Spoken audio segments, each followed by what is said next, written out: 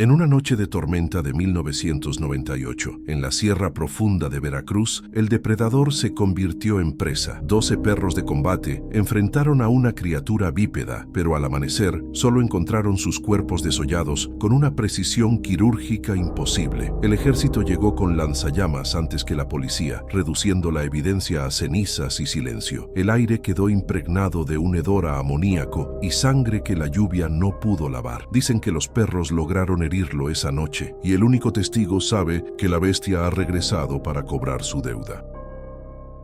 El calor húmedo y asfixiante de Coatzacoalcos se adhiere a la piel como una capa de aceite sucio, impregnando cada rincón de la pequeña casa de seguridad donde Evaristo Guevara pasa sus días. Desde el porche, sentado en una vieja silla de mimbre que cruje bajo su peso, observa cómo el sol se oculta detrás de las torres de la refinería, tiñendo el cielo de un naranja tóxico y violento. A sus 68 años, el mastín conserva la estructura ósea de un hombre que solía doblegar bestias con la sola fuerza de su mirada, aunque ahora sus hombros carguen con el peso invisible de un silencio que dura décadas. No hay vecinos que se atrevan a saludarlo. Su reputación de viejo huraño y peligroso funciona mejor que cualquier cerca electrificada, manteniendo a raya a los curiosos que no entenderían por qué un adiestrador canino vive atrincherado como si esperara un asedio militar en plena zona urbana. La rutina de Evaristo es un ritual de control absoluto diseñado para evitar que la memoria se desborde y lo ahogue en los recuerdos de la sierra veracruzana. Se levanta antes del amanecer cuando el canto de los grillos todavía compite con el zumbido distante de las maquinarias industriales y revisa meticulosamente cada cerrojo, cada ventana y cada ángulo ciego de su propiedad. No es miedo a los ladrones ni a los cárteles lo que mueve sus manos llenas de cicatrices antiguas. Es una precaución instintiva, grabada a fuego en su sistema nervioso. Limpia el polvo inexistente de los muebles y ordena sus herramientas con una precisión quirúrgica, buscando en la repetición mecánica una forma de anestesia. El orden exterior es lo único que mantiene a raya el caos que habita en su mente, una barrera frágil contra las imágenes que amenazan con volver cada vez que cierra los ojos por más de unos segundos. Su casa huele a café quemado y a tabaco negro, una mezcla acre que apenas logra disfrazar el olor omnipresente a petroquímicos que trae el viento del Golf. Las paredes están desnudas, sin fotografías familiares ni recuerdos que delaten una vida anterior a aquel año en Misantla. Solo hay un calendario viejo y un reloj de pared cuyo tic-tac resuena como un martillo en el silencio sepulcral de la sala. Evaristo evita los espejos, pues en su propio reflejo no ve al hombre que es ahora, sino los ojos desorbitados de aquel testigo impotente que vio cómo la naturaleza se torcía hasta romperse. Vive en un estado de vigilia permanente, donde el descanso es un lujo que no puede permitirse, convencido de que bajar la guardia es una invitación abierta para que el horror encuentre una grieta por donde colarse nuevamente en su realidad. A pesar del aislamiento autoimpuesto, Evaristo mantiene una conexión peculiar con los perros callejeros que deambulan por la colonia buscando sobras entre la basura. No los trata como mascotas, sino como centinelas. Les deja comida en platos de plástico cerca de la reja, observando sus movimientos desde la sombra de la ventana con una atención casi científica. Analiza la posición de sus orejas, la tensión de sus lomos y la forma en que olfatean el aire, buscando cualquier señal de perturbación que el ojo humano no pueda captar. Sabe leer el lenguaje del miedo en los animales mejor que cualquier palabra escrita, y confía más en el instinto de un perro sarnoso que en las promesas de seguridad de las autoridades. Para él, esos animales son la primera línea de defensa, los únicos capaces de percibir si algo incorrecto se aproxima. La noche en la periferia industrial trae consigo una oscuridad densa, apenas rota por el parpadeo intermitente de las lámparas de mercurio que zumban en la calle desierta. El ruido de la ciudad se apaga lentamente, dejando paso a sonidos más inquietantes. El crujido de las láminas de metal enfriándose, el roce de las ramas contra los muros y el ladrido lejano de jaurías que se comunican en la penumbra. Evaristo permanece sentado en la oscuridad de su sala, con una mano siempre cerca de la vieja pistola que guarda bajo la mesa, escuchando el ritmo de la noche con la paciencia de un depredador. No enciende la televisión ni la radio, prefiere el silencio, ese lienzo en blanco donde cualquier anomalía acústica resalta de inmediato, permitiéndole anticipar amenazas que para otros pasarían desapercibidas hasta que fuera demasiado tarde. Su cuerpo, aunque envejecido, todavía responde a la memoria muscular de sus años como el mejor adiestrador de Veracruz, cuando su nombre inspiraba respeto en las haciendas cafetaleras. Las cicatrices en sus antebrazos son mapas de mordidas controladas, trofeos de una época en la que creía entender la violencia y cómo dominarla mediante la disciplina y el carácter. Sin embargo, hay un temblor casi imperceptible en sus manos cuando la lluvia comienza a golpear el techo de lámina, un sonido que inevitablemente lo transporta a aquella tormenta en la montaña. Intenta concentrarse en el presente, en la textura rugosa de la mesa de madera o en el calor sofocante, pero la humedad del ambiente parece reactivar viejas heridas, no en la piel, sino en la profundidad de su psique,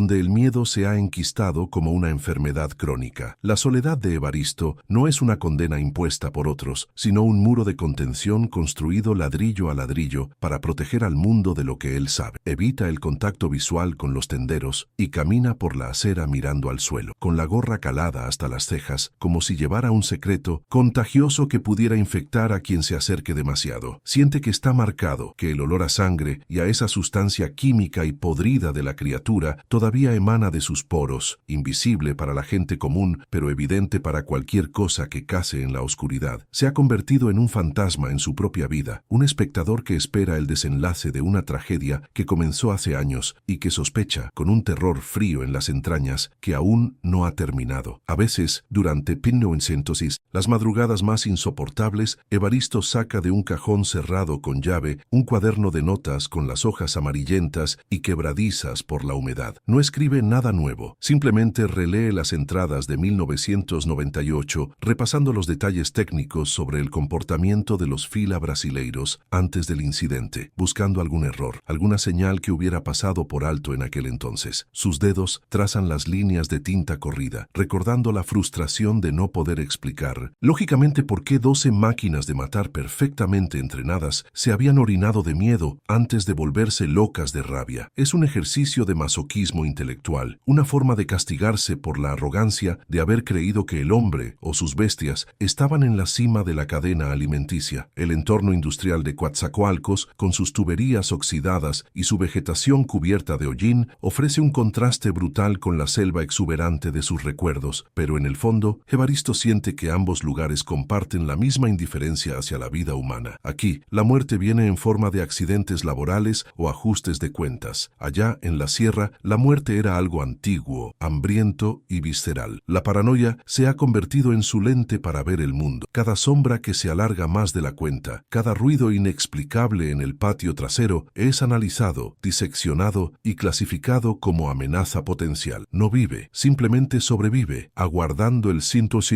momento en que el pasado decida cobrar la factura pendiente, manteniéndose en una tensión estática que le endurece los músculos y le agria el carácter. El viento cambia de dirección repentinamente, trayendo una ráfaga fría que no corresponde al clima tropical de la costa, erizando el vello de la nuca de Evaristo. Los perros de la calle, que minutos antes dormitaban en la banqueta, se levantan al unísono, con las orejas pegadas al cráneo y las colas entre las patas, mirando fijamente hacia el final de la calle oscura. No ladran, guardan un silencio absoluto, antinatural, el mismo tipo de silencio que precedió al horror en la hacienda hace tantos años. Evaristo siente cómo el corazón le golpea las costillas con fuerza, reconociendo esa atmósfera cargada de estática y presagio. Se levanta lentamente de la silla, ignorando el dolor en sus rodillas, y sabe, con la certeza fatalista de quien ha estado esperando este momento, que la larga espera ha llegado a su fin. El silencio que había descendido sobre la colonia se rompe de súbito, no con un estruendo, sino con un sonido mucho más perturbador, el aullido unísono y lastimero de la jauría callejera que Evaristo alimenta. No es el ladrido agresivo de la defensa territorial ni el gemido del hambre, sino una vocalización primitiva de pánico absoluto que hiela la sangre y resuena contra las láminas de asbesto de los techos vecinos. Los animales, que minutos antes montaban guardia invisibles en la oscuridad, ahora corren, despavoridos, sus uñas rasgando el cemento de la banqueta, en una huida frenética hacia ninguna parte, como si el aire mismo se hubiera vuelto venenoso. Desde su silla, Evaristo percibe el cambio en la atmósfera con la sensibilidad de un sismógrafo. El aire se ha vuelto denso, cargado de una electricidad estática que eriza el vello de sus brazos y le provoca un sabor metálico en la boca, idéntico al que sintió aquella noche fatídica en la sierra de Misantla. La reacción física de Evaristo es inmediata y brutal, un cortocircuito en su sistema nervioso que ignora por completo el paso de los años y la artrosis que castiga sus articulaciones. Su corazón comienza a bombear con una violencia dolorosa, golpeando contra las costillas como un animal enjaulado que intenta escapar de su propio pecho, mientras una capa de sudor frío le empapa la espalda en cuestión de segundos. Sus manos, habitualmente firmes como tenazas de acero, comienzan a temblar con espasmos incontrolables, obligándolo a soltar el vaso de agua que sostenía, el cual se hace añicos contra el suelo de cemento pulido. No es miedo a morir, es el terror visceral del reconocimiento. Su cuerpo ha identificado la presencia de la amenaza mucho antes que su mente racional pueda procesar la información, despertando a los fantasmas que creía haber sepultado bajo capas de rutina y aislamiento, devolviéndolo de golpe al barro sangriento de 1998. Intentando recuperar el control sobre su propia biología, Evaristo se arrastra hacia la pequeña mesa donde descansa una vieja radio de transistores, buscando desesperadamente algo que lo ancle a la realidad mundana de Coatzacoalcos. Gira el dial con dedos torpes hasta sintonizar un noticiero local, esperando escuchar reportes sobre el clima o los embotellamientos habituales en la zona del malecón, cualquier trivialidad humana que disipe la paranoia. Sin embargo, la voz del locutor, distorsionada por la estática y la mala recepción, narra con un tono sensacionalista un suceso macabro ocurrido esa misma tarde en las afueras de la ciudad, cerca de las vías del tren. Hablan de un grupo de indocumentados atacados mientras dormían, describiendo la escena no como un crimen de pandillas, sino como una carnicería incomprensible, donde los cuerpos fueron dejados en un estado que desafía la lógica forense habitual. Las palabras del reportero actúan como detonantes específicos en la mente de Evaristo. Cada frase es un clavo más en el ataúd de su tranquilidad, confirmando lo que su instinto ya le gritaba. El locutor menciona detalles que la policía atribuye a jaurías de perros salvajes o rituales satánicos, extremidades dislocadas con una fuerza imposible, mordeduras que abarcan torsos enteros y, lo más escalofriante, la ausencia casi total de piel en las víctimas, arrancada con una precisión que no corresponde a ningún animal conocido en la región. Evaristo deja de escuchar. El zumbido en sus oídos se intensifica, ahogando la voz de la radio y siendo reemplazado por el recuerdo auditivo de huesos crujiendo bajo la lluvia y el sonido húmedo de tejidos desgarrándose, esa sinfonía grotesca que los dueños de la hacienda intentaron borrar con dinero y amenazas, pero que ahora resuena en las noticias de la noche. Una náusea violenta lo obliga a doblarse sobre sí mismo, apoyando las manos en la mesa para no desplomarse, mientras los recuerdos visuales lo asaltan con la claridad de una fotografía recién revelada. Ve de nuevo los flashes de los relámpagos iluminando el patio de la hacienda, revelando no a un hombre, sino a esa cosa pálida y alargada que se movía con la fluidez de un insecto gigante y la malicia de un demonio antiguo. Recuerda la mirada de los perros, sus propios perros, esos fila brasileiros que él había entrenado para ser máquinas inquebrantables, reducidos a cachorros gimoteantes antes de ser consumidos por una rabia suicida y antinatural. La culpa, ese ácido corrosivo que ha carcomido su alma durante 20 años, surge de nuevo con fuerza renovada, recordándole que él sobrevivió no por destreza, sino porque fue un testigo cobarde que se quedó paralizado mientras la naturaleza era pervertida frente a sus ojos. Evaristo intenta racionalizar la situación, caminando de un lado a otro de la pequeña habitación como un león enjaulado, buscando explicaciones lógicas que sabe que son mentiras piadosas. Se dice a sí mismo que el mundo es un lugar violento, que los cárteles han alcanzado niveles de crueldad inimaginables, que la gente es capaz de cualquier atrocidad con tal de enviar un mensaje de terror. Pero la negación es un muro de papel frente al tsunami de la evidencia sensorial. El modus operandi, descrito en la radio, es demasiado específico, demasiado idéntico a las marcas que quedaron en los cadáveres de los perros aquella noche. No se trata de violencia humana. El hombre mata por poder, dinero o venganza, pero lo que atacó en las vías del tren mató por una necesidad biológica aberrante, buscando algo más que la muerte de sus presas, tal como lo hizo en la sierra cafetalera. De repente, el olor llega hasta él, filtrándose por las rendijas de las ventanas y por debajo de la puerta. Una pestilencia que atraviesa la barrera de los químicos industriales de la ciudad. Es un hedor inconfundible, una mezcla repulsiva de almizcle rancio, carne en descomposición composición y un subtono químico similar al formol o al amoníaco que irrita las fosas nasales y provoca lagrimeo inmediato. Evaristo se detiene en seco con la respiración contenida, reconociendo ese aroma que ninguna fosa séptica o basurero podría replicar. Es el olor de la cosa, la firma olfativa que precedió a la matanza en la hacienda y que los perros detectaron mucho antes que los humanos. La casa, que hasta hace un momento era su fortaleza inexpugnable, se siente ahora tan frágil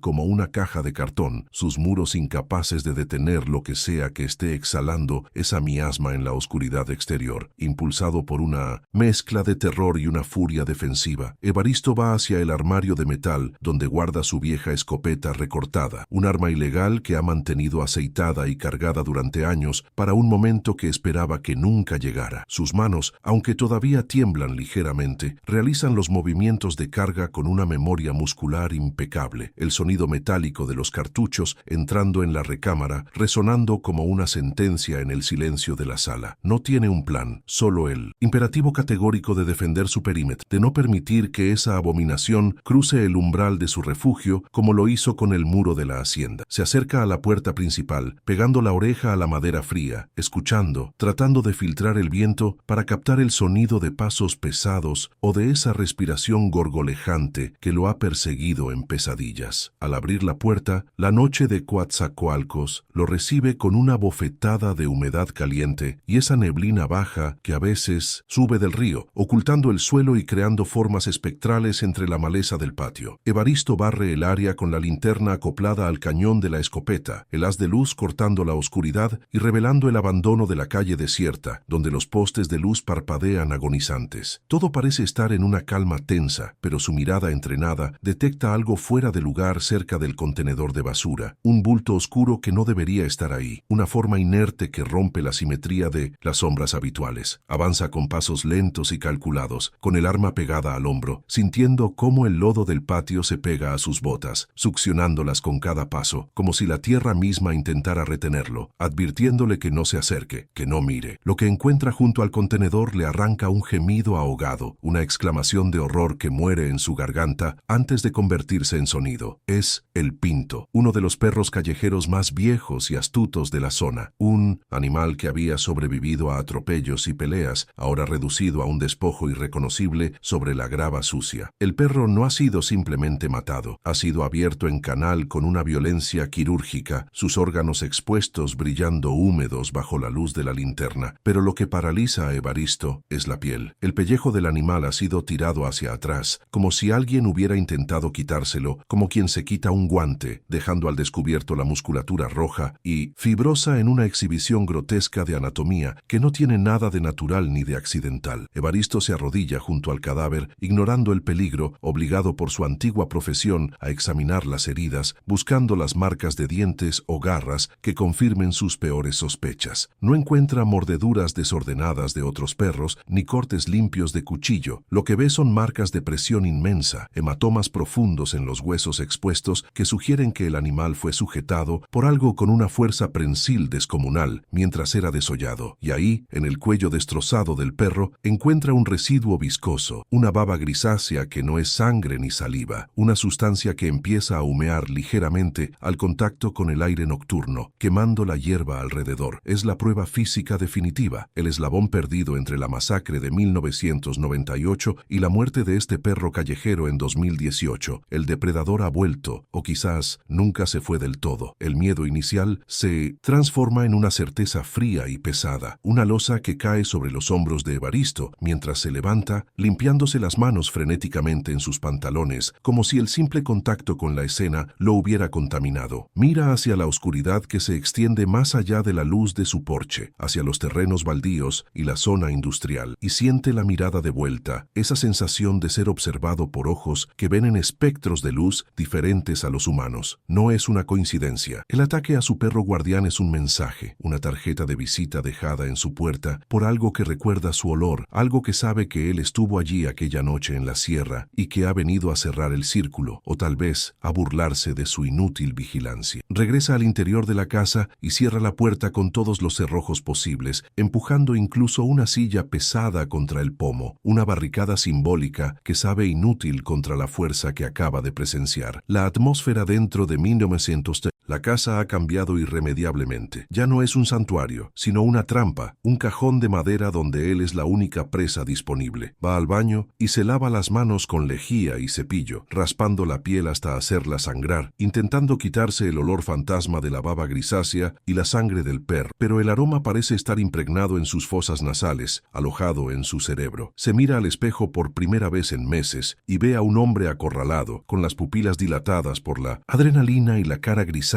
del shock. Un viejo soldado que sabe que la guerra ha llegado a su puerta sin declaración previa. Sin secarse las manos, Evaristo camina hacia su dormitorio y se arrodilla frente a un baúl de madera apolillada que ha permanecido cerrado al pie de su cama durante 2 décadas. Saca una llave que lleva colgada al cuello, un trozo de metal oxidado que quema contra su pecho, y abre el candado con un chasquido que suena como un disparo en el silencio de la habitación. El zoom. Olor a papel viejo y humedad se escapa del interior, mezclándose con el hedor a miedo que él mismo exuda. Comienza a sacar carpetas, mapas topográficos de la zona de Misantla y fotografías Polaroid descoloridas que muestran a sus amados fila brasileiros, orgullosos y fuertes, días antes de convertirse en carne picada. Sus manos tiemblan al tocar esos recuerdos, reliquias de una vida que fue destruida en una sola noche de tormenta y aullidos. Despliega un mapa de Veracruz sobre la cama, trazando, con un dedo tembloroso, una línea imaginaria que conecta la hacienda en la sierra con la ubicación actual de los ataques reportados en la radio y finalmente con su propia casa en Coatzacoalcos. La geografía del horror se revela ante sus ojos. No son incidentes aislados, es una ruta migratoria, un patrón de desplazamiento que ha tomado años, pero que sigue una lógica depredadora implacable, siguiendo las cuencas de los ríos y las zonas de sombra. La criatura, o su descendencia, se ha estado moviendo, alimentándose, creciendo en la oscuridad, ocultándose en los márgenes de la civilización donde nadie quiere mirar, y ahora ha llegado a la costa, atraída quizás por la densidad de población o por algo que Evaristo posee y la criatura desea. El mastín comprende entonces que la huida ya no es una opción. El destino lo ha alcanzado y la deuda de sangre contraída en 1998 debe ser pagada. Mira la escopeta sobre la mesa, luego los documentos esparcidos en la cama y siente cómo el terror, paralizante, empieza a ser reemplazado por una resolución sombría, la determinación fatalista de quien no tiene nada más que perder. Sabe que la policía no le creerá, que lo encerrarán en un manicomio si intenta explicar lo que ha visto, así que la carga recae enteramente sobre él. Con un suspiro profundo que expulsa el aire viciado de sus pulmones, Evaristo toma un rotulador rojo y marca una X grande sobre la ubicación de su propia casa en el mapa, aceptando su papel en esta tragedia. Ya no es el testigo, ahora es el cebo, y la cacería ha comenzado. La memoria transporta a Evaristo de regreso a la carretera sinuosa que conducía a la hacienda La Esperanza en el otoño de 1998, un trayecto marcado por la niebla densa que bajaba de la sierra de Misantla como un velo mortuorio. En aquel entonces, él no era el viejo paranoico de Coatzacoalcos, sino un profesional respetado, contratado por una cifra exorbitante para resolver un problema que los dueños describían eufemísticamente como estrés ambiental. Recuerda el verde intenso de los cafetales bajo la lluvia constante, un paisaje de belleza exuberante que, sin embargo, escondía una atmósfera opresiva, casi eléctrica. Al cruzar el portón principal, notó que los muros perimetrales eran inusualmente altos para una finca cafetalera, coronados con alambre de púas y electrificación, sugiriendo que lo que se intentaba mantener dentro o fuera era mucho más peligroso que ladrones de cosecha o ganado extraviado. Al llegar a las perreras, una construcción de concreto y acero diseñada con estándares carcelarios, el olor a miedo lo golpeó con la fuerza de un puñetazo físico. Los 12 fila brasileiros, ejemplares magníficos de 70 kilos de músculo y ferocidad entrenada, estaban agazapados en las esquinas de sus jaulas individuales, temblando visiblemente. No había ladridos de advertencia ni muestras de dominio territorial, solo un silencio patético roto por gemidos bajos y el sonido de las uñas rascando el cemento en 1900. Un intento inútil de excavar una salida. Evaristo, acostumbrado a lidiar con perros agresivos, nunca había visto una sumisión tan total ante una amenaza invisible, una quiebra absoluta del instinto de defensa que contradecía años de selección genética y adiestramiento riguroso para la protección patrimonial. Los dueños de la hacienda, hombres de rostros duros que vestían guayaberas impecables a pesar del lodo, observaban la escena con una mezcla de impaciencia y ansiedad mal disimulada. inmaculada. No ofrecieron explicaciones sobre qué había asustado a los animales, limitándose a exigir que Evaristo arreglara a las bestias para que volvieran a ser letales. Sin embargo, el mastín notó las miradas furtivas que lanzaban hacia la linde del bosque, donde la selva se cerraba en una pared impenetrable de vegetación oscura. Había hombres armados patrullando el perímetro, no con escopetas de caza, sino con rifles de asalto militares, un detalle que transformaba la supuesta finca agrícola en una zona de guerra no declarada, donde el enemigo aguardaba pacientemente entre los árboles. Durante la primera inspección del terreno, Evaristo encontró las primeras anomalías físicas que la lluvia no había logrado lavar por completo del suelo arcilloso. Cerca de la barda norte, el lodo presentaba marcas profundas que no correspondían a la fauna local. No eran huellas de jaguar ni de puma, sino impresiones alargadas, casi humanas, pero con dedos terminados en garras que se hundían profundamente en la tierra, sugiriendo un peso descomunal. Lo más inquietante era la distancia entre las zancadas, que indicaba una criatura bípeda capaz de moverse con pasos de casi 2 metros, una biomecánica imposible para cualquier animal conocido en Veracruz. Al señalar esto a los capataces, recibió como respuesta un silencio hostil y la orden tajante de concentrarse exclusivamente en los perros y olvidar lo que había visto en el barro. Con el paso de los días, la tensión en la hacienda se volvió irrespirable, alimentada por rumores susurrados entre los peones sobre el desollado, una entidad que bajaba de los cerros buscando pieles nuevas. Los perros dejaron de comer por completo, rechazando incluso la carne fresca, y comenzaron a mostrar comportamientos de automutilación, mordiéndose las patas y las colas hasta sangrar, como si intentaran purgar el dolor de sus propios cuerpos. Evaristo pasaba las noches en la casa de huéspedes, escuchando sonidos que desafiaban su racionalidad, crujidos de ramas rotas a alturas imposibles y un siseo constante que parecía rodear la edificación principal, probando las defensas, buscando una debilidad en la estructura de la realidad que mantenía a los humanos seguros dentro. Fue en la cuarta noche cuando el hedor se hizo presente, una pestilencia química y dulzona que invadió el valle entero, provocando náuseas y dolores de cabeza intensos. No era el olor orgánico de la descomposición natural, sino algo más parecido al amoníaco mezclado con cobre y sangre vieja, un aroma que irritaba las mucosas y hacía llorar los ojos. Los perros en las perreras aullaron al unísono, un sonido de desesperación pura que resonó en la oscuridad, confirmando que la fuente de aquel olor estaba cerca, acechando justo al otro lado del muro. Evaristo supo entonces que su diagnóstico veterinario era irrelevante. Aquello no era una enfermedad, era una invasión biológica, y él estaba atrapado en el epicentro de un evento para el que ninguna escuela de adiestramiento lo había preparado. La tormenta estalló poco después de la medianoche, un diluvio bíblico que convirtió los caminos en ríos de fango y cortó la electricidad en toda la propiedad, sumiendo a la hacienda en una oscuridad absoluta. Evaristo corrió hacia las perreras con una linterna potente, impulsado por un sentido del deber suicida, intentando calmar a los animales que se lanzaban contra los barrotes de sus jaulas con una violencia enloquecida. El ruido de la lluvia golpeando el techo de lámina era ensordecedor, pero no lo suficiente para ocultar el sonido metálico de las cadenas rompiéndose y el chirrido de las puertas de acero siendo forzadas, no por los perros, sino por algo que ejercía presión desde afuera hacia adentro. En un instante de claridad proporcionado por un relámpago que iluminó el patio inundado, Evaristo vio la silueta recortada sobre el muro de 3 metros de altura. No era un hombre, aunque tenía extremidades. Era una abominación pálida y brillante, con la piel estirada y traslúcida sobre una estructura ósea deforme, agazapada como una gárgola viviente. Sus ojos reflejaron la luz del relámpago con un brillo rojo y maligno, demostrando una inteligencia depredadora que heló la sangre de Evaristo. La criatura no saltó, se dejó caer con una fluidez líquida, aterrizando en el barro sin emitir sonido alguno. Un silencio antinatural que contrastaba con su tamaño monstruoso y la amenaza que emanaba de su mera presencia física. El caos se desató cuando la criatura tocó el suelo del patio interior. Los 12 fila brasileiros, superando su terror paralizante gracias a un instinto suicida de protección de la manada, lograron romper los cerrojos debilitados y se lanzaron al ataque. No fue una pelea de perros convencional, fue una colisión de fuerzas primarias, una masa de furia canina impactando contra la entidad pálida. Evaristo, paralizado junto a la puerta de seguridad, vio cómo los perros mordían y desgarraban, sus mandíbulas cerrándose sobre la carne de la criatura, pero en lugar de sangre roja, brotó un líquido viscoso y grisáceo que humeaba al contacto con la lluvia, llenando el aire de de ese olor químico insoportable. La batalla fue una carnicería confusa y grotesca, iluminada por los destellos intermitentes de la tormenta y los haces erráticos de la linterna de Evaristo. La criatura se movía con una velocidad que el ojo humano apenas podía seguir, utilizando sus largos brazos como látigos para golpear y lanzar a los perros de 70 kilos como si fueran muñecos de trapo. Se escuchaban los crujidos secos de columnas vertebrales partiéndose y los aullidos de dolor que eran silenciados abruptamente, pero los perros, en su frenesí, no retrocedían. Seguían atacando, arrancando tiras de esa piel pálida que parecía desprenderse con demasiada facilidad, como si fuera un traje mal ajustado que la entidad estuviera ansiosa por desechar en medio del combate. Lo que más aterrorizó a Evaristo no fue la violencia gráfica, sino el sonido que emitía la cosa mientras era despedazada viva por la jauría. No gritaba de dolor ni rugía de furia. Emitía un gorgoteo rítmico, una vibración baja y húmeda que sonaba obscenamente parecida a una risa contenida. Parecía disfrutar del desmembramiento, o al menos ser indiferente al daño físico, como si su cuerpo fuera solo un vehículo temporal y prescindible. El mastín levantó su arma, una pistola calibre .45, pero su mano temblaba tanto que fue incapaz de disparar. Su mente incapaz de procesar que aquello que tenía delante no obedecía a las leyes de la biología, sino a una aberración de la naturaleza que nunca debió haber existido. ¿Te está gustando esta historia? Deja un like y suscríbete al canal. Ahora continuamos con el vídeo. Cuando el último de los perros cayó con el tórax aplastado, la criatura quedó en pie, tambaleándose, con la mayor parte de su piel colgando en jirones grotescos, revelando una musculatura roja y pulsante debajo. Miró directamente a Evaristo, quien estaba petrificado a pocos metros de distancia, y por un segundo hubo una conexión psíquica, un intercambio de información donde el humano entendió su propia insignificancia en la cadena alimenticia. La entidad dio un paso hacia él, pero entonces las luces de vehículos pesados inundaron el patio desde la entrada principal, y el rugido de motores diésel rompió el trance hipnótico del horror, obligando a la criatura a replegarse hacia las sombras del muro perimetral con una agilidad sorprendente para su estado. No llegó la policía ni ambulancias. Llegaron 3 camiones militares sin matrículas y 2 camionetas blindadas, de las que descendieron hombres vestidos con trajes de protección biológica y máscaras de gas. El dueño de la hacienda bajó de uno de los vehículos, acompañado por un oficial de alto rango que ladraba órdenes precisas, ignorando por completo a Evaristo, quien yacía en el barro, en estado de shock. Los soldados no persiguieron a la criatura hacia la selva. En su lugar, formaron un perímetro alrededor de los cadáveres de los perros y los restos de tejido que la cosa había dejado atrás, rociando todo con una sustancia química antes de sacar los lanzallamas. La escena se iluminó con el fuego naranja y azulado de la gasolina y los acelerantes químicos, creando una pira funeraria bajo la lluvia torrencial. El olor a carne quemada se mezcló con el hedor químico, creando una atmósfera infernal que se grabaría para siempre en la memoria olfativa de Evaristo. Vio cómo quemaban a los perros que aún respiraban, sacrificando a los supervivientes sin piedad ni ceremonia, tratando de borrar cualquier evidencia de contacto biológico con la entidad. Fue una operación de limpieza industrial, eficiente y fría, que demostraba que esto no era un incidente aislado, sino un protocolo ensayado muchas veces antes, una rutina de contención de la que él era un testigo incómodo. Un hombre con traje oscuro se acercó a Evaristo mientras éste observaba las llamas, ofreciéndole un pañuelo para limpiarse la sangre y el barro de la cara. No hubo amenazas directas de muerte, solo una conversación tranquila y aterradora sobre la seguridad nacional y la necesidad de mantener el equilibrio social. Le entregaron un maletín con más dinero del que ganaría en 10 años de trabajo honesto y le explicaron con una calma psicopática que lo que había visto había sido un brote de rabia en una manada de jaguares enfermos. Le dijeron que si alguna vez repetía la verdad, no solo él desaparecería, sino cualquier persona con la que hubiera tenido contacto, borrando su linaje de la faz de la tierra. Evaristo aceptó el dinero y el silencio, no por codicia, sino por el terror absoluto que le provocaba la idea de volver a ver esos ojos rojos en la oscuridad. Abandonó la hacienda esa misma madrugada, escoltado hasta la carretera federal, dejando atrás las columnas de humo negro que subían hacia el cielo gris de Veracruz. Durante años intentó convencerse de la mentira oficial, de que eran animales salvajes, pero sus pesadillas le recordaban la verdad cada noche, la risa gorgolejante, la piel desprendida y la certeza de que el fuego no había matado a la criatura, solo había destruido su disfraz. Ahora, 20 años después, sentado en su casa de seguridad en Coatzacoalcos, Evaristo comprende el error fatal de aquella noche. La criatura no huyó herida para morir en la selva, simplemente mudó de piel, evolucionó y se adaptó, aprendiendo que los humanos son capaces de borrar sus propias huellas. El mapa sobre su cama confirma lo que siempre temió. La cosa ha estado migrando, siguiendo las rutas de la marginación y el olvido, alimentándose y fortaleciéndose, y ahora ha venido a buscar al único testigo que queda vivo, al hombre que la vio desnuda y vulnerable bajo la lluvia. La memoria se disipa, dejando a Evaristo sudando frío en su habitación, con la escopeta pesada en sus manos y la realidad del presente golpeando a su puerta. El aullido de los perros callejeros ha cesado, reemplazado por ese silencio denso y expectante que él conoce tan bien. No necesita mirar por la ventana para saber que la niebla ha bajado de nuevo, trayendo consigo el olor a amoníaco y podredumbre, y sabe que esta vez no habrá camiones militares ni hombres de negro para contener el horror. Esta noche es solo él, su vieja escopeta y la bestia que ha esperado 2 décadas para terminar lo que empezó en la sierra. Evaristo carga la batea de su vieja camioneta Ford con una metodicidad que roza lo religioso, acumulando bidones de gasolina, redes de pesca industrial y machetes afilados hasta el punto de rasurar. No lleva equipaje de ropa ni provisiones para días. Lo que está empacando son herramientas de exterminio, instrumentos pesados y oxidados que ha ido recolectando a lo largo de los años en los mercados de chatarra de Minatitlán. Sabe que la escopeta recortada no será suficiente contra lo que le espera en la sierra, así que añade a su arsenal bombas Molotov caseras, fabricadas con botellas de vidrio grueso y una mezcla de aceite de motor y jabón en polvo para que el fuego se adhiera a la piel. Su respiración es agitada, marcada por el esfuerzo físico que sus pulmones de fumador apenas toleran, pero la adrenalina del cazador ha suprimido temporalmente los dolores de la artritis, otorgándole una vitalidad artificial y peligrosa. El motor de la camioneta ruge al encenderse, un sonido bronco que rompe la quietud de la madrugada en la colonia, mientras Evaristo deja atrás la seguridad ilusoria de su casa fortificada. Conduce hacia la salida de Coatzacoalcos, cruzando el puente que se eleva sobre el río contaminado, dejando que las luces de la refinería se desvanezcan en el espejo retrovisor como estrellas moribundas de una civilización fallida. Su destino no es un punto de extracción ni un refugio, sino el origen del cáncer, las ruinas de la hacienda La Esperanza, en el corazón de la sierra de Misantla. Ha decidido que no, esperará a ser devorado en su propia sal. Si ha de morir, lo hará en el mismo barro donde comenzó su pesadilla, intentando cerrar una herida que la tierra de Veracruz ha mantenido abierta y supurante durante 2 décadas. El viaje por la carretera costera es un calvario de baches y soledad, donde la selva comienza a devorar el asfalto kilómetro a kilómetro, reclamando su territorio con raíces que levantan el pavimento. La lluvia golpea el parabrisas con una furia monótona, creando un túnel de visión grisácea que hipnotiza y cansa la vista, obligando a Evaristo a mantener los ojos bien abiertos a fuerza de voluntad y café frío. Cada sombra que cruza los faros le provoca un espasmo en las manos sobre el volante, recordándole que ya no está en la cima de la cadena alimenticia, sino que se adentra voluntariamente en la boca del lobo. La radio solo emite estática, un siseo constante que parece imitar el sonido de la lluvia y que aísla aún más su mente, dejándolo a solas con los fantasmas de los perros muertos y las decisiones cobardes del pasado. A mitad de camino, un retén militar improvisado bloquea la carretera con sacos de arena húmedos y soldados jóvenes que sostienen sus rifles con más nerviosismo que disciplina. Evaristo frena lentamente, sintiendo cómo el corazón se le sube a la garganta, sabiendo que el arsenal que lleva en la parte trasera es suficiente para que lo encarcelen por terrorismo doméstico. Baja la ventanilla y el aire frío de la montaña entra en la cabina, trayendo consigo el olor a pino y a tierra mojada, un aroma que debería ser fresco pero que a él le huele a tumba. El soldado que se acerca tiene la mirada perdida de quien ha visto cosas en el monte que no aparecen en los informes oficiales, y al revisar la identificación de Evaristo, se detiene un segundo más de lo necesario, como si reconociera el apellido o la expresión de condena en el rostro del viejo. La zona norte está restringida por deslaves, jefe, dice el soldado con una voz que suena ensayada y falsa. Es mejor que dé la vuelta. La sierra no es lugar para andar de noche. Evaristo lo mira fijamente, notando el temblor en las manos del muchacho y la forma en que sus compañeros escudriñan la línea de árboles con terror evidente. Voy a mi tierra a morir, hijo, miente Evaristo con una verdad a medias, su voz ronca y autoritaria. Déjame pasar o deténme, pero no me vengas con cuentos de deslaves. Sabemos lo que que hay allá arriba. El soldado duda, mira hacia la oscuridad del bosque y luego al viejo, y con un gesto casi imperceptible le hace señas para que continúe, levantando la barrera con la prisa de quien quiere deshacerse de un mal augurio. Al adentrarse en la sierra, la carretera se convierte en una brecha de terracería lodosa que pone a prueba la suspensión de la camioneta y la resistencia de la columna vertebral de Evaristo. La vegetación se cierra sobre el camino como un túnel verde y asfixiante, con helechos gigantes y lianas que golpean el techo del vehículo como dedos huesudos. La niebla se hace tan densa que los faros apenas logran penetrar un par de metros, obligándolo a conducir casi a ciegas, guiado únicamente por la memoria muscular de un camino que recorrió hace 20 años. Aquí el silencio es absoluto. No hay grillos ni aves nocturnas, solo el rugido del motor y el goteo incesante del agua sobre las hojas, una señal inequívoca de que la fauna local ha huido o ha sido exterminada. La camioneta finalmente se atasca en un lodazal, profundo a 1 kilómetro de la entrada principal de la antigua hacienda, las llantas girando inútilmente en el barro aceitoso. Evaristo apaga el motor y el silencio cae sobre él como una manta pesada, amplificando el sonido de su propia respiración entrecortada. Desciende del vehículo con dificultad, sintiendo el dolor agudo en sus rodillas, y comienza a equiparse bajo la lluvia. Se cuelga la escopeta al hombro, sujeta el machete en el cinto y toma 2 de las bombas Molotov y una linterna de alta potencia. Sabe que el resto del camino debe hacerlo a pie, vulnerable, arrastrando su cuerpo envejecido por un terreno que parece rechazar su presencia, castigándolo con cada paso que da hacia las ruinas. El camino hacia el casco de la hacienda está casi borrado por la maleza, pero Evaristo reconoce los hitos del paisaje: un árbol de amate caído, una roca con forma de calavera, el cauce de un arroyo que ahora corre teñido de un color oscuro y ferroso. El aire aquí es diferente, más pesado, cargado con ese olor químico y dulzón que le revuelve el estómago, una mezcla de amoníaco y carne podrida que se ha vuelto más intensa con los años, impregnando la corteza de los árboles y el suelo mismo. No es solo un olor residual, es una atmósfera activa, una exhalación de la tierra que sugiere que el lugar está enfermo, infectado por algo que ha anidado en sus entrañas y ha transformado el ecosistema en una extensión de su propia biología aberrante. Al llegar al muro perimetral, Evaristo encuentra que la estructura de concreto y acero ha cedido en varios puntos, derrumbada no por el tiempo, sino por una fuerza bruta aplicada desde el interior. Las varillas de acero están retorcidas hacia afuera, como costillas abiertas de un cadáver gigante, permitiendo el paso libre hacia el patio principal. Ilumina con su linterna y lo que ve le hiela la sangre. El patio ya no es un espacio abierto, sino un laberinto de vegetación mutada, con plantas de hojas negras y espinosas que crecen sobre los restos de los vehículos militares abandonados en 1998, ahora oxidados y cubiertos de musgo. La naturaleza ha reclamado el lugar, pero es una naturaleza torcida, venenosa, que parece alimentarse de la historia de violencia del sitio. Evaristo avanza hacia la zona de las perreras, el epicentro de su trauma, moviéndose con el sigilo aprendido en años de caza, aunque sus botas chapotean ruidosamente en el fango. Las jaulas de los fila brasileiros siguen allí, pero las rejas han sido arrancadas y el interior de los cubículos está lleno de huesos. Al acercarse, se da cuenta de que no son huesos de perro, son restos de ciervos, jabalíes y, entre ellos, fragmentos de cráneos humanos, limpios de toda carne, pulidos con una eficiencia aterradora. El lugar no ha sido abandonado, ha sido reutilizado. Lo que antes era una prisión para perros de guardia, ahora sirve como despensa o comedero para algo que arrastra a sus presas hasta aquí, para consumirlas con tranquilidad, lejos de los ojos del mundo. En el centro del patio de las perreras, donde antes se entrenaba a los animales, la tierra se ha hundido, formando una entrada de túnel irregular, un agujero negro que exhala un vapor cálido y fétido hacia la noche fría. El olor a amoníaco es insoportable aquí, haciendo lagrimear los ojos de Evaristo y provocándole arcadas secas. Alrededor de la boca del túnel, la tierra está apisonada y lisa, marcada por cientos de huellas de garras y arrastres, indicando un tráfico constante de entrada y salida. Evaristo comprende con horror que no vino a cazar a un monstruo solitario. Ha tropezado con la entrada de una colonia, un hormiguero de pesadilla que se extiende bajo la sierra, oculto y protegido por la indiferencia humana y la complicidad del silencio. Antes de que pueda procesar la magnitud de su descubrimiento, un sonido a sus espaldas lo paraliza. Un siseo húmedo, seguido por el crujido de ramas rompiéndose bajo un peso considerable. Evaristo gira sobre sus talones, la linterna cortando la oscuridad, y el haz de luz luz revela una figura agazapada sobre el techo de lo que queda de la casa principal. Es el desollado, o uno de ellos, más grande que el que recordaba, con la piel aún más traslúcida y tensa, revelando órganos pulsantes y una musculatura hipertrofiada. La criatura lo observa con ojos lechosos y ciegos, orientándose por el olfato y el calor, su boca abierta en una mueca permanente que muestra hileras de dientes de aguja manchados de sangre seca. El miedo desaparece, reemplazado por un instinto de supervivencia primitivo. Evaristo dispara la escopeta sin apuntar, el estruendo del disparo rompiendo el silencio de la noche y enviando una nube de perdigones hacia la criatura. El impacto golpea al monstruo en el hombro, arrancándole un pedazo de carne y haciéndolo chillar con un sonido agudo que lastima los oídos, pero no cae. En su lugar, se lanza desde el techo con una velocidad aterradora, aterrizando a pocos metros de Evaristo y cerrando la distancia en una zancada imposible. Evaristo apenas tiene tiempo de soltar la escopeta y sacar el machete, interponiendo la hoja de acero entre él y las garras que buscan su garganta, sintiendo el impacto como si lo hubiera atropellado un camión. La fuerza del golpe lanza a Evaristo hacia atrás, haciéndolo caer en el lodo mezclado con huesos, el aire escapando de sus pulmones en un gemido doloroso. La criatura se le echa encima, su peso aplastante inmovilizándolo, y Evaristo siente la baba ácida goteando sobre su rostro, quemándole la piel. En un acto de desesperación, logra sacar una de las bombas Molotov de su cinturón y con manos temblorosas enciende la mecha con un encendedor Zippo que lleva siempre en el bolsillo. No hay tiempo para lanzarla, tiene que reventarla ahí mismo entre él y la bestia, aceptando el fuego como única salvación posible ante la devoración inminente. El vidrio se rompe contra el pecho expuesto de la criatura y el fuego estalla en una esfera de luz y calor, envolviendo a ambos en un abrazo infernal. La criatura aúlla, un sonido que resuena en los huesos de Evaristo y retrocede frenéticamente, tratando de arrancarse la sustancia pegajosa y ardiente de su piel sensible. Evaristo rueda por el suelo, apagando las llamas que han prendido en su propia chaqueta, gritando de dolor mientras siente el calor abrazando su costado. Se pone de pie a duras penas, cegado por el humo y el dolor, y ve a la criatura retorciéndose en el barro, convertida en una antorcha viviente que ilumina el patio con una luz grotesca y vacilante. Pero el alivio dura poco. El aullido de la criatura moribunda es respondido casi de inmediato por otros aullidos provenientes del interior del túnel y de la espesura del bosque circundante. No son uno ni dos, son docenas de voces discordantes que se elevan en un coro de hambre y furia. La tierra bajo los pies de Evaristo comienza a vibrar, como si un tren subterráneo se acercara a toda velocidad. Del agujero en el suelo emergen formas pálidas y rápidas, trepando unas sobre otras con la urgencia de insectos defendiendo su nido, sus ojos brillando en la oscuridad como brasas malditas. Evaristo retrocede, disparando los últimos cartuchos de su escopeta hacia la masa de cuerpos que surge del abismo, pero sabe que es inútil. Ha confirmado su peor sospecha. La operación militar de 1998 no fue una limpieza, fue una cosecha fallida. Las criaturas no solo sobrevivieron, se reprodujeron, protegidas por el aislamiento de 1900.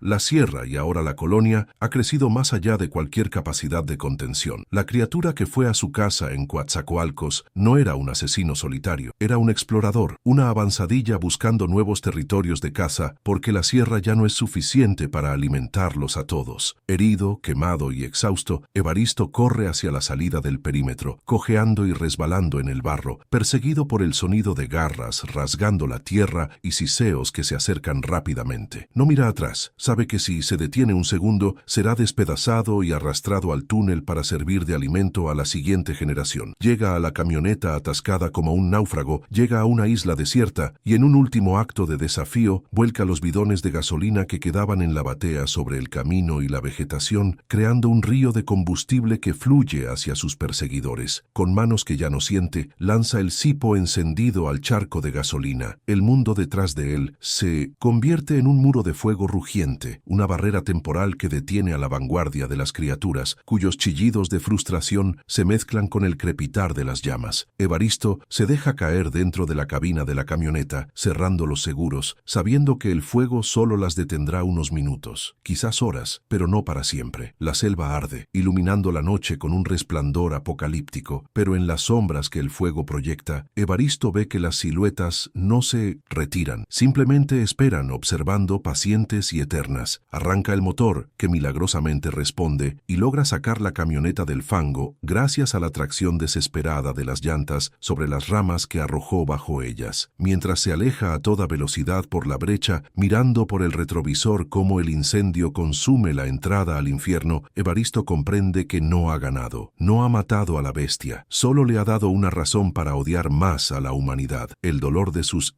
quemaduras es agudo, pero más dolorosa es la certeza de que el muro ha caído definitivamente. Conduce hacia la civilización, no para salvarse, sino para dejar testimonio, para escribir la advertencia final antes de que la infección que acaba de despertar baje de la montaña y cubra el mundo entero. La camioneta de Evaristo avanza por la carretera federal, con el motor tosiendo humo negro, alejándose del resplandor anaranjado que tiñe el cielo sobre la sierra de Misantla. El viejo Mastín conduce con una sola mano, mientras la otra presiona un trapo sucio contra su costado, intentando contener la hemorragia de una quemadura química que le atraviesa la piel y le llega hasta el alma. No hay sensación de triunfo en su huida, solo la amarga certeza de que el fuego que dejó atrás es apenas un vendaje temporal sobre una herida gangrenada que supura desde las entrañas de la tierra. Sabe que las llamas mataron a algunos de los engendros, tal vez a la vanguardia que lo perseguía, pero la colonia subterránea es vasta y profunda, un laberinto de túneles que el fuego no puede purgar por completo. La batalla en la hacienda no fue una victoria, sino una declaración de guerra que él ya no tiene fuerzas para pelear, un último acto de rebeldía antes de que el telón caiga definitivamente sobre su existencia. Evaristo detiene el vehículo en un motel de paso a las afueras de Cardel, un lugar de mala muerte con luces de neón parpadeantes que zumban como moscas atrapadas. Entra en la habitación con la escopeta envuelta en una manta, arrastrando los pies y dejando un rastro de lodo y ceniza sobre la alfombra raída. El espejo del baño le devuelve la imagen de un espectro. Tiene la cara manchada de hollín y sangre seca, los ojos inyectados en una locura lúcida y la ropa desgarrada colgando de su cuerpo enflaquecido. Se limpia las heridas con alcohol barato, mordiendo una toalla para no gritar, sintiendo cómo el ardor le confirma que todavía está vivo, aunque sea por poco tiempo. No intenta dormir. Sabe que si cierra los ojos, verá de nuevo las garras pálidas emergiendo del suelo y escuchará esa risa gorgolejante que se burlaba de sus intentos por detener lo inevitable. Se sienta frente a una mesa de fórmica quemada por cigarros y abre el cuaderno de notas que rescató de su casa, decidido a convertir su memoria en un arma. Escribe con una caligrafía temblorosa pero urgente, consciente de que cada minuto que pasa es un regalo prestado que las criaturas pronto vendrán a reclamar. Ya no redacta un diario personal, sino un manual de campo, una autopsia anticipada de la sociedad que ignora el peligro que se avecina. Detalla la anatomía de los desollados, su aversión a la luz directa, su estructura social de colmena y, sobre todo, su capacidad para imitar los sonidos de la naturaleza para atraer a sus presas. Evaristo entiende que su silencio de 20 años fue su mayor pecado, una complicidad pasiva que permitió que la infección creciera en la oscuridad y ahora, con la pluma como único fusil, intenta expiar esa culpa dejando un mapa para los que vendrán después de él. El viejo adiestrador analiza la situación con la frialdad de un estratega militar que sabe que ha perdido la campaña, pero intenta salvar la inteligencia. Describe cómo la amenaza ha evolucionado. Ya no son bestias confinadas a la selva alta. Han aprendido a usar los sistemas de drenaje, las vías del tren y las zonas industriales abandonadas como autopistas para moverse sin ser vistos. Evaristo advierte que la migración hacia las ciudades ya ha comenzado, impulsada por la sobrepoblación de la colonia en la sierra y la necesidad de nuevas fuentes de proteína. Lo que la gente llama olas de violencia o desapariciones forzadas en las periferias urbanas son, en muchos casos, cacerías organizadas por estos depredadores que han encontrado en el caos humano el camuflaje perfecto para sus actividades. Evaristo hace una pausa para toser, escupiendo una flema negra que sabe a humo y a muerte, y mira hacia la ventana cubierta por una cortina mugrienta. Sabe que lo están rastreando. Puede sentir esa presión estática en el aire, esa vibración sutil que precede a su llegada y que eriza los vellos de la nuca. No necesita verlos para saber que ya no está solo en el motel. El silencio de los grillos afuera es la confirmación de que los depredadores han establecido un perímetro. No tiene miedo, solo una resignación cansada y el deseo ferviente de terminar su testimonio antes de que derriben la puerta. Su vida ya fue cobrada en 1998. Estos últimos 20 años fueron solo un tiempo extra, un prórroga administrativa narrativa que acaba de expirar. En el cuaderno, subraya 3 veces una advertencia específica sobre los animales domésticos, los verdaderos centinelas de la humanidad. Explica que cuando los perros de una colonia comienzan a desaparecer masivamente o a mostrar un terror irracional hacia rincones oscuros, es porque ellos ya están ahí, explorando, marcando el territorio con su orina ácida. Evaristo insiste en que no se debe ignorar el hedor a amoníaco y cobre, ni los ruidos de rasguños bajo los cimientos de las casas. La negación es el alimento principal de estas criaturas, lo que les permite engordar a costa de la incredulidad de sus víctimas. Su letra se vuelve más grande y desesperada, intentando transmitir la urgencia de que el lector entienda que la seguridad de las rejas y las alarmas es una ilusión cuando el enemigo puede deslizarse por las sombras como si fuera líquido. La narrativa de Evaristo se torna profética al describir el futuro inmediato si no se toman medidas drásticas y violentas. No habrá una invasión espectacular con naves o ejércitos. Será una infiltración silenciosa y gradual, una sustitución del orden natural donde la noche dejará de pertenecer a los humanos. Advierte que los gobiernos, o al menos facciones de ellos, saben lo que ocurre y han elegido la contención mediante el sacrificio de zonas marginadas, prefiriendo alimentar a la bestia antes que enfrentarla públicamente y causar pánico global. Él es la prueba viviente de esa política de ocultamiento, un cabo suelto que debió haber sido cortado hace décadas y que ahora por fin está a punto de ser silenciado por la misma fuerza que juró destruir. El olor se filtra por debajo de la puerta de la habitación 104, ese aroma inconfundible y nauseabundo que paralizó a sus fila brasileiros hace tanto tiempo. Evaristo deja de escribir por un momento y coloca la mano sobre su vieja pistola, la única bala que le queda reservada para sí mismo si la situación se torna insoportable. Pero decide no usarla todavía. Cada segundo que gane es una línea más de verdad en el papel. Escucha el sonido de pasos pesados en el pasillo, pasos que hacen crujir la madera vieja del piso y un roce suave, casi cariñoso, de garras probando la resistencia de la puerta. No intentan entrar de golpe, están jugando con él, saboreando el miedo, disfrutando del momento previo a la ingesta como un comensal que huele el vino antes de beberlo. Evaristo escribe sus últimas líneas dirigidas directamente a quien encuentre el cuaderno, rompiendo la barrera del tiempo y el espacio. Les pide que no busquen su cuerpo, porque no quedará nada para enterrar. Su carne alimentará a la nueva generación, cerrando el ciclo biológico de horror. Les implora que difundan la información, que no permitan que su muerte sea catalogada como un ajuste de cuentas o un crimen pasional. La verdad está en los detalles, en la piel arrancada, en la baba grisácea, en la ausencia de ladridos en la noche. Su legado no es una herencia monetaria, sino esta carga de conocimiento maldito que ahora transfiere al lector, convirtiéndolo en el nuevo guardián de la vigilia. El pomo de la puerta gira lentamente, con un chirrido metálico que suena ensordecedor en el silencio de la habitación. Evaristo no se levanta, permanece sentado, con la espalda recta y la dignidad de un capitán que se hunde con su barco. Termina la última frase con un punto firme que casi perfora el papel. Cierra el cuaderno y lo empuja hacia el extremo de la mesa, lejos de donde ocurrirá la violencia, con la esperanza de que quede intacto entre los escombros. Levanta la vista hacia la entrada, donde la madera comienza a astillarse bajo la presión de algo que empuja desde afuera y por primera vez en años esboza una media sonrisa, triste y desafiante. Ya no tiene que huir, ya no tiene que recordar el descanso en cualquiera de mi visión. Sus formas finalmente ha llegado. La luz de la habitación parpadea y se apaga, sumiendo a Evaristo en la oscuridad que tanto temía y que ahora abraza como un viejo amigo. En la penumbra, 2 puntos rojos brillan con intensidad maligna desde el umbral roto, flotando a una altura inhumana. Evaristo Guevara, el mastín, respira hondo el aire viciado, cargado del olor de su propio final, y acepta que su guardia ha terminado. Su historia no acaba con su muerte, sino que comienza de nuevo cada vez que alguien lee sus palabras y mira con sospecha hacia la oscuridad de su propio patio. El horror no se destruye, solo se pasa de mano en mano, y ahora pesa en las manos de quien escucha. ¿Qué estarías dispuesto a callar para proteger al mundo? Deja un corazón si crees que hay verdades que merecen ser contadas. Comenta, el bosque no olvida, si también sientes que el silencio puede ser un enemigo.